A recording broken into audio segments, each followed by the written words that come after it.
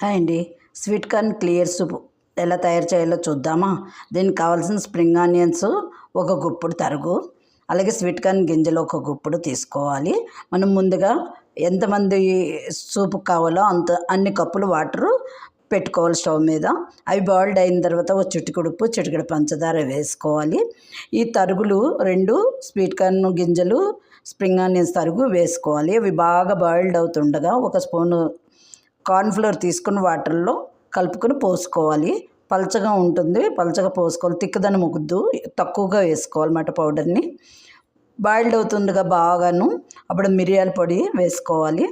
మళ్ళీ కొంచెం ఒక స్పూన్ గీ తీసుకుని అందులో మిరియాల పొడి, జీలకర్ర పొడి, కొంచెంగా సాల్టు ఇవన్నీ కూడా షాలో ఫ్రై చేసుకొని ఈ సూప్లోని మనం వేసుకోవాలి.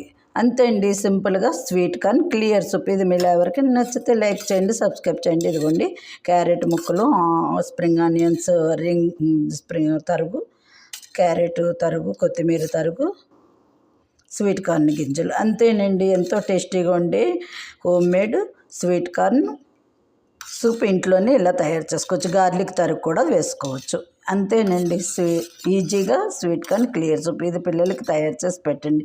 ఇది మీలో ఎవరికైనా నచ్చితే లైక్ చేయండి, సబ్స్క్రైబ్ చేయండి. Thank you.